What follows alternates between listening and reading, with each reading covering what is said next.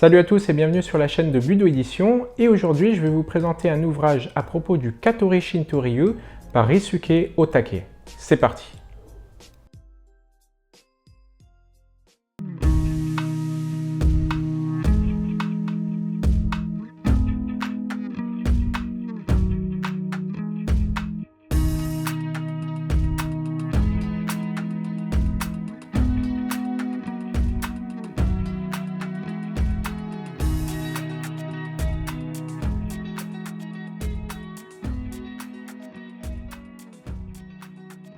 Alors je vais d'abord donner un point introductif et historique à propos de maître Ryusuke Otake. Il a commencé à pratiquer l'escrime de la Katori Shinto-ryu pendant la Seconde Guerre mondiale. Il s'est entraîné à la fois mentalement et physiquement pour pouvoir servir son pays. C'était évidemment une période très particulière de l'histoire du Japon, et après la guerre, il a poursuivi son entraînement. Il est devenu Shihan, il a reçu le Menkyo, l'autorisation d'enseigner et de transmettre la tradition, et il est aujourd'hui le plus haut gradé, le mieux placé pour transmettre l'esprit et la technique du Katori Shinto-ryu. Je rappelle que la Tenshin Shoden Katori Shinto-ryu est une école de sabre qui est presque 6 fois centenaire. C'est une très ancienne école de sabre du Japon, une école de sabre qui a enseigné à de très nombreux hauts dignitaires japonais à manier le sabre, à manier les armes, à se préparer au combat. D'ailleurs, en 1960, ça a été officiellement reconnu par le gouvernement japonais qui a nommé l'école bien culturelle intangible du Japon. C'est donc une école très importante pour l'histoire du Japon et pour sa culture. Et ce sont donc les enseignements de cette école qui sont réunis dans cet ouvrage écrit par le maître lui-même, par Ryusuke Otake. Je rappelle que ce sont des enseignements qui sont à la fois techniques mais aussi philosophiques. Ce sont des enseignements qui présentent l'esprit du samouraï, l'esprit du maniement du sabre. C'est donc très intéressant de se replonger dans ces enseignements si vous voulez mieux connaître l'esprit et la technique du maniement du sabre. Je vais d'abord dire quelques mots sur la forme de l'ouvrage. C'est un ouvrage qui est bilingue, vous avez donc le texte à la fois en japonais et en français. C'est un ouvrage qui est très richement illustré, vous avez de très nombreuses photographies, de très nombreuses illustrations à propos du maniement du sabre, à propos de la vie des samouraïs, et vous avez aussi et surtout des photographies du maître lui-même en train d'exécuter les techniques de maniement du sabre. Vous avez donc différents enchaînements qui sont montrés avec des attaques, des contre-attaques, avec très souvent les explications du maître lui-même sur l'enchaînement. Vous avez même des explications sur les armures de samouraï, sur la chronologie de cette époque, sur les différentes écoles qui existaient à l'époque, sur l'histoire des samouraïs, sur les différentes traditions qui existent, et en particulier évidemment sur la Katori Shinto-ryu, qui est l'école dont il est question aujourd'hui. Il y a même des photographies d'époque avec les différents experts de la Katori Shinto-ryu qui sont représentés. Vous avez donc une partie historique très intéressante à propos de l'histoire de la Katori Shinto-ryu, mais qui s'inscrit évidemment dans l'histoire du Japon féodal. Et vous avez une partie technique qui est également d'une grande qualité, puisque c'est le maître lui-même qui démontre les techniques. Voilà, donc comme je le disais, il y a de nombreuses photographies,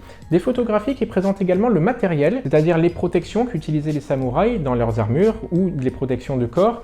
Vous avez aussi des photographies qui représentent le sabre lui-même, avec ses différentes parties, pour bien comprendre comment on utilise le sabre, et comme l'auteur est un expert du maniement du sabre, il fait souvent référence à ces différentes parties lorsqu'il exécute les mouvements. Vous avez également des photographies sur le maintien et le maniement du sabre, comment le tenir à deux mains, comment exécuter les techniques en rotation avec les rotations du poignet, et vous avez donc le maître lui-même qui à chaque fois démontre ces différentes manières de tenir le sabre. Vous avez aussi évidemment comment saluer lorsque l'on est en position Seiza dans le dojo, vous avez comment dégainer le sabre, comment l'utiliser, donc de nombreuses techniques qui sont démontrées par le maître et qui permettent d'appréhender le sabre dans son entièreté et selon la tradition de la Katori Shinto-ryu. Mais l'ouvrage ne se résume pas qu'au maniement du sabre, vous avez aussi le maniement du bâton, le Bojutsu, qui est expliqué, qui est démontré dans cet ouvrage, avec des techniques très intéressantes, des techniques qui sont un petit peu différentes, des techniques que l'on a l'habitude de voir si vous êtes expert par exemple du Kobudo d'Okinawa. C'est un petit peu différent du maniement du bâton traditionnel d'Okinawa. Ce sont des techniques proprement japonaises. Voilà, donc comme je le disais, l'ouvrage est richement illustré de nombreuses photographies couleurs. Dans la dernière partie, vous avez même le traité de l'Innyo Gonkyo. Alors Innyo, c'est le yin-yang en japonais, et Gokyo, c'est les 5 éléments, c'est le système à 5 branches. Donc c'est une partie très philosophique qui s'inscrit dans l'esprit de la Katori Shinto-ryu et qui est intéressante à découvrir puisqu'elle nous explique en fait les fondements philosophiques de la Katori Shinto-ryu et aussi ses fondements mystiques, ses fondements liés au mysticisme japonais, liés au Shinto,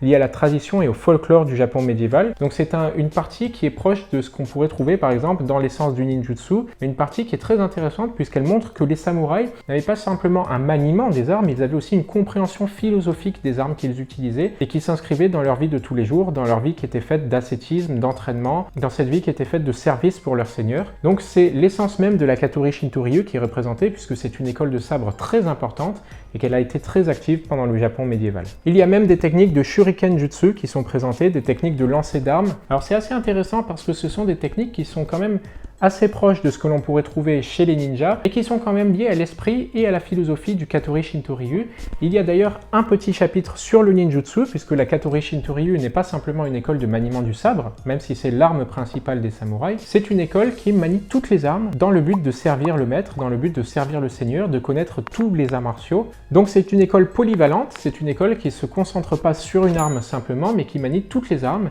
et qui les manie de manière traditionnelle. Donc cet ouvrage sur le Katori Shinto-ryu, écrit par le maître lui-même, par Ryusuke Otake, est disponible sur notre site internet budo.fr.